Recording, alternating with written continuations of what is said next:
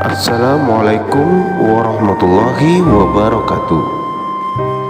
Hai saudaraku, dalam video kali ini saya akan melanjutkan menceritakan kisah Nabi Ibrahim alaihissalam, sosok pemimpin yang teladan, ayah dan suami yang hebat.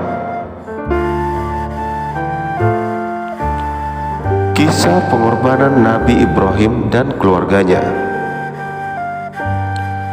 Kisah Nabi Ibrahim berlanjut saat dia, istrinya Hajar dan bayi kecil mereka Ismail melakukan perjalanan selama berhari-hari.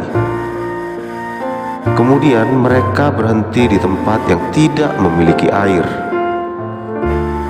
Tumbuhan atau kehidupan manusia, satu-satunya hal yang bisa dilihat adalah bukit dan pasir. Nabi Ibrahim membantu istri dan anaknya turun dan kemudian meninggalkan mereka dengan sedikit makanan dan air minum. Saat dia naik kembali ke atas untanya, Hajar sangat terkejut dan bertanya kepadanya, "Mau kemana, Ibrahim?" "Meninggalkan kami di lembah tandus ini." Nabi Ibrahim tidak menjawabnya. Hajar khawatir hal buruk akan menimpa mereka, terutama bayinya yang bisa mati kelaparan dan kehausan. Kemudian Hajar bertanya lagi, "Apakah Allah memerintahkanmu untuk melakukannya?" "Ya," jawab Nabi Ibrahim. Karena Hajar adalah istri yang taat dan memiliki iman yang kuat, dia berkata, "Jika ini adalah perintah Allah Subhanahu wa Ta'ala, maka Dia tidak akan meninggalkan kita." Meski Nabi Ibrahim sangat mengkhawatirkan keluarganya, dia tahu Allah Subhanahu wa Ta'ala sedang mengujinya, dan Allah Subhanahu wa Ta'ala pasti menjaga keluarganya. Nabi Ibrahim pun berdoa, "Ya Allah, ya Tuhan kami, sesungguhnya aku telah menempatkan kebahagiaan dari keturunanku di lembah yang tidak mempunyai tanaman-tanaman di dekat rumah Engkau, Baitullah yang dihormati. Ya Allah, ya Tuhan kami, yang demikian itu agar mereka mendirikan sholat. Maka jadikanlah hati sebagian manusia cenderung kepada mereka, dan beri rezekilah mereka dari buah-buahan. Mudah-mudahan mereka bersyukur." Al-Quran Surat Ibrahim ayat 37. Setelah air dan makanan habis, Hajar dan bayinya kelaparan dan kehausan. Bayi Nabi Ismail alaihissalam mulai menangis dengan sedih, dan air mata Hajar pun mulai mengalir. Karena tidak tahan, Hajar pun meletakkan Ismail dan mulai mencari air. Dia berlarian dari gunung Asy-Syafa ke gunung Al-Marwah, berharap menemukan makanan, air atau seseorang untuk membantu mereka.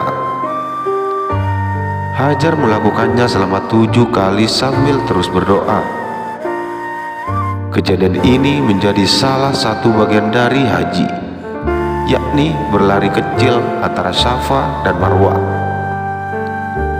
Hajar kembali dan memandang bayinya yang tanpa daya. Dia menangis dan berdoa dengan sepenuh hati agar Allah Subhanahu wa Ta'ala membantu mereka. Kemudian keajaiban terjadi. Hajar melihat air jernih keluar dari tanah yang kering di dekat kaki bayinya. Allah Subhanahu wa Ta'ala telah menanggapi tangisnya. Dengan cepat dia menuangkan air ke mulut Ismail dan kemudian meminumnya juga.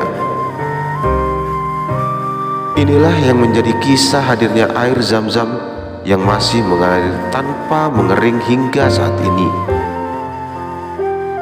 Kisah ketaatan Nabi Ibrahim dan keluarganya berlanjut ketika dia bermimpi aneh. Saat Nabi Ismail masih muda, dia bermimpi bahwa dia mengorbankan putra satu-satunya yang sangat dia cintai. Namun Nabi Ibrahim tahu bahwa mimpinya merupakan perintah Allah Subhanahu wa Ta'ala dan dia akan menaati perintah itu. Ini adalah pengorbanan yang sangat besar. Hanya seorang nabi besar seperti Ibrahim yang mampu melakukan tugas ini sebagai bukti cinta sejatinya kepada penciptanya. Nabi Ibrahim alaihissalam kemudian memberitahu Ismail tentang mimpi itu dengan rasa pilu.